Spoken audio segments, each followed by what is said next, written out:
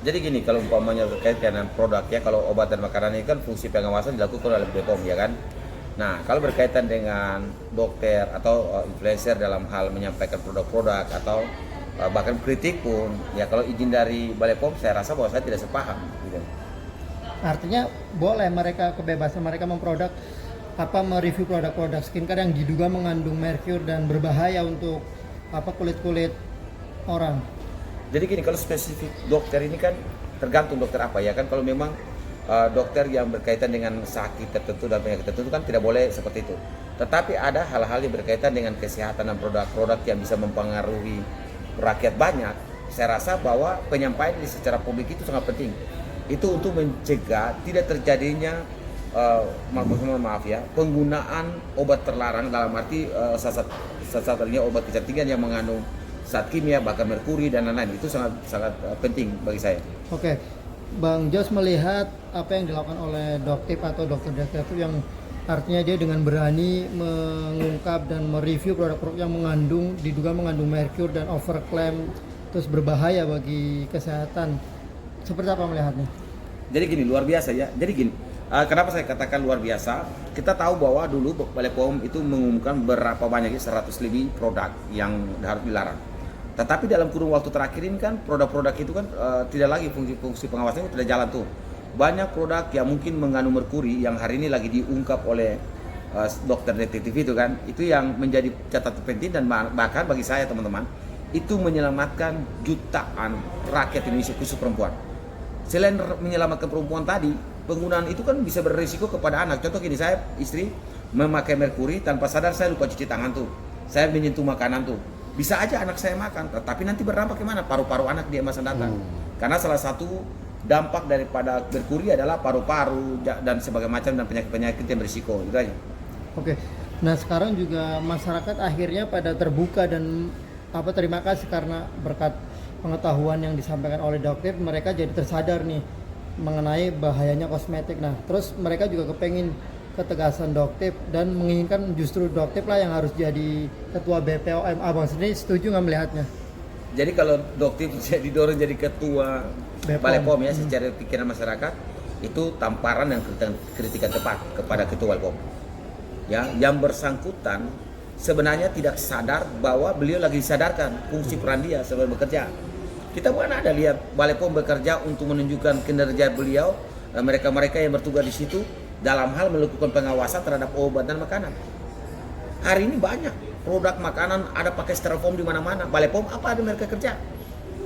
Ya, masyarakat tidak disadarkan. Bahkan ya lipstick dan kemudian sekarang skincare ada produk-produk merkuri. Balai POM apa yang dikerjakan hari ini?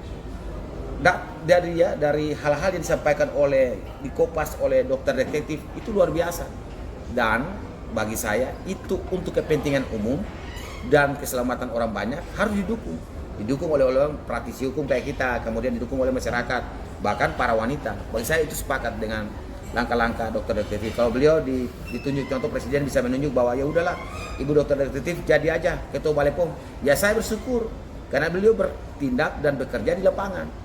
Itu aja saya. Oke Bang, apa pesan tegas Abang kepada BPOM sendiri?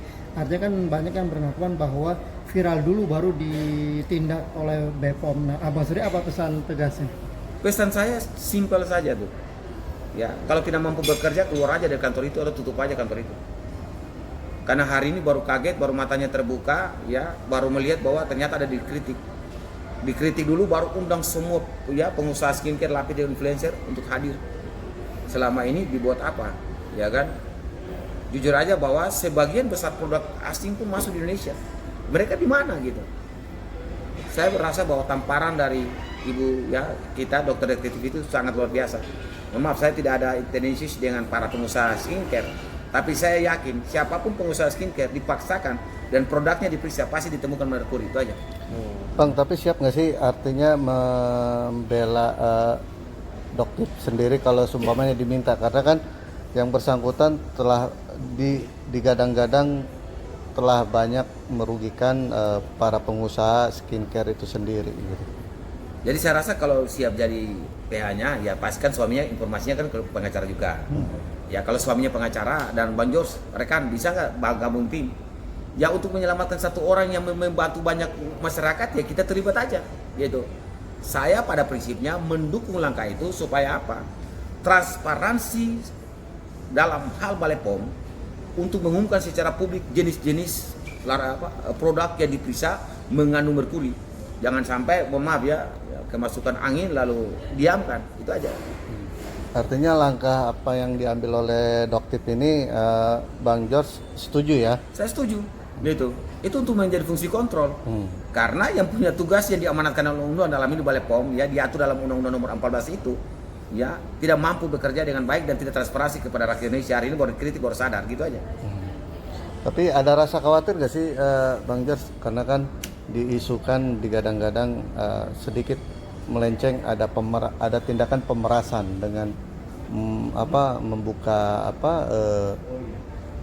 celah di review skincare ini sendiri. Jadi gini, saya tidak tahu ya kalau soal pemerasan kepada pengusaha skincare, itu saya tidak tahu.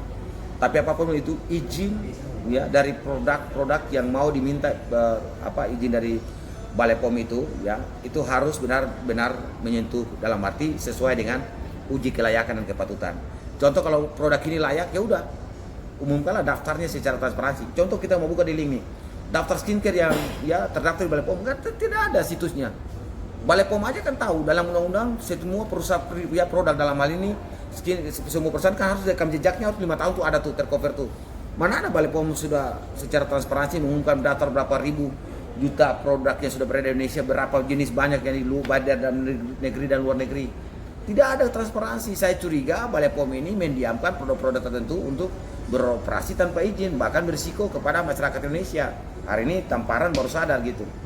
Bang, berarti ini sebuah edukasi juga ya buat masyarakat, di mana Doktip sendiri kan mereview dan menghimbau masyarakat untuk tidak melakukan beli produk-produk yang boleh dibilang mengandung hal ini. Jadi gini, Ibu Dokter itu sudah membuka kebenarannya ya.